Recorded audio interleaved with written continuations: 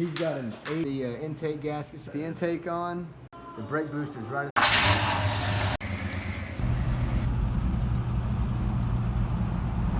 Before I show the footage of working on the Checker with my dad, I'm just going to film this quick intro. And first, I want to mention on behalf of Richard, a couple of shout outs. Richard's trying to make videos, and I don't know if it's due to his phone or editing software, but he hasn't been able to publish them. So we want to give VRM a nice shout out. He gave Richard a comp cam. I don't remember the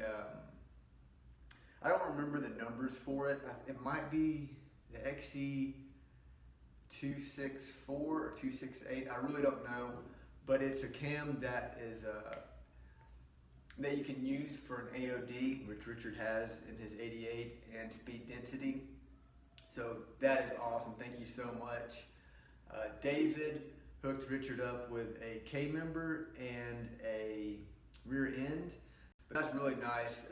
That way Richard can take his neglected coupe and make it a roller and eventually a driver. And then we also got to give a mean shout out to a nice mean shout out to 347 Beans. That's a clever name. 347 has a Pinto that he's recently built. It's a mean machine, and he gave Richard some valve springs, which we've used on Brian's cylinder heads as well as some on Richard's. I think I'll put a thing in here, a subtitle. I think Richard used those on his 88 as well, but we definitely used them on Brian's T-top car and everything. So thank you to VRM, David, and 347 Beans. All right, so we're going to start the video. It's my dad and I working on the Checker. I think there was something else I was supposed to say, but I'll start the footage now. Yeah, it's the truth. So this is a little bit different for the FOMO bros, but I'm here with my pa. He's got an 82. Yeah, okay. An 82 Checker Winkoff. And a couple years ago, they put in a Chevy 350. It was originally a V6 car, and it has some lifter noise. I know more than I want to about valve train noise. I know JD Rods has had his fair share of issues. So we're going to take the carburetor and intake manifold off of it and see what we find. We have a little bit of cleaning to do, and then we'll put the new lifters in. Here's the old lifters. None of them look awful, but the problem must be internal. So we'll go ahead and slam these new lifters in and see how it goes. We got the new lifters in there. Got the intake gaskets in place. I just have the bolts in there as placeholders. And we got the intake just about cleaned up. We'll give it another spritz with carburetor cleaner. Put it on and then breathe the sigh of relief. So we got the intake on.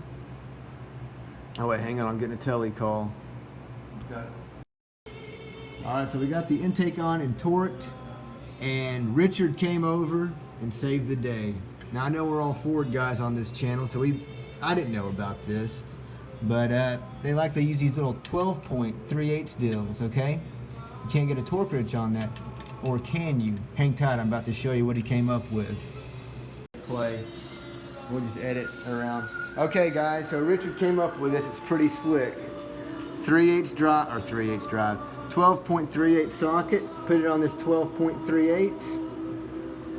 Then you take your torque wrench, okay?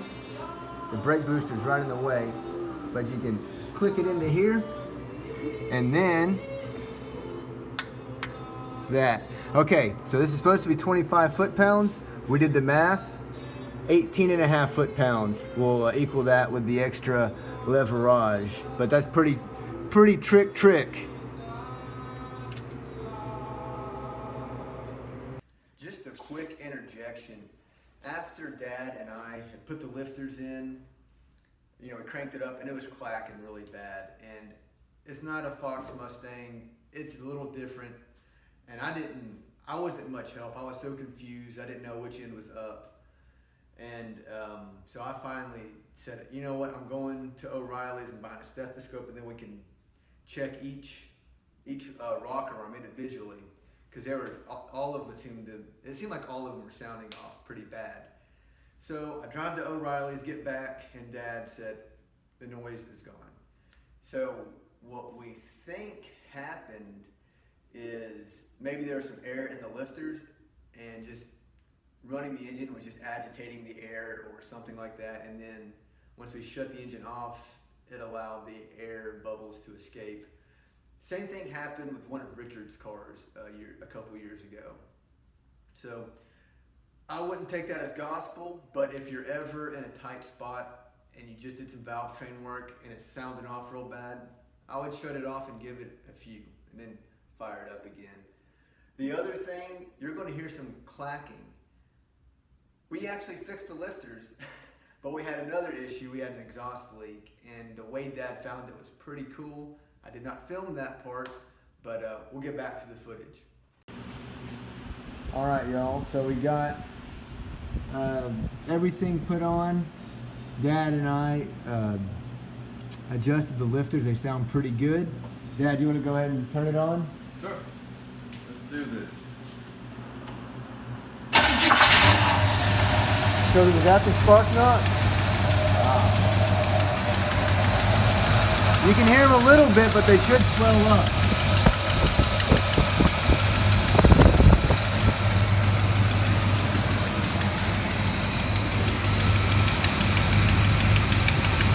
Pretty nice.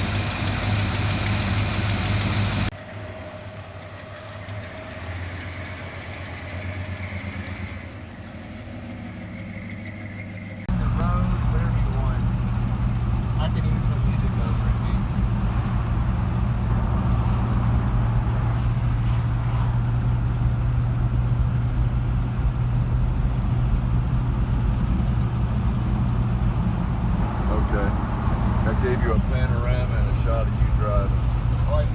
That was a whole lot of fun working with Dad. I didn't, like a lot of you guys, y'all grew up probably working on cars in your young teenage years all the way up. I did not. I was more interested in skateboarding and not working on cars as an adolescent.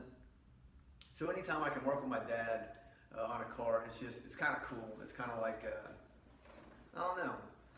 But it's a lot of fun, and we got to, get frustrated with the car and laugh a little and have a lot of fun. That last scene where I was driving it, I don't know if you can hear it, but we had an exhaust leak. The way Dad found it is he put a glove on and just covered the tailpipe, and then you could hear it's a Chevy, so hang on. I think it'd be the #1. Yeah, I think it was like the #1 exhaust manifold area. That's where it was leaking from. But you could hear, as soon as he capped it off, you could hear it squealing, and then whenever that valve would hit, it would make a really loud pop. Really cool trick to find an exhaust leak I never knew you could do. The other thing I was wanting to say is it was a lot of fun. I expected to film everything. You show up to hang out with your family, and you think you're going to film all these projects, and life gets in the way, or you get busy and your hands are super greasy and you don't want to take your phone out. But I'm really happy we got to do that and document some of it. I know it's not the normal Ford stuff. We did get some Ford footage in. Richard and myself went over to Brian's house and we worked on his Fox Mustang. That video will be out eventually. But I think that is everything. We'll catch you later.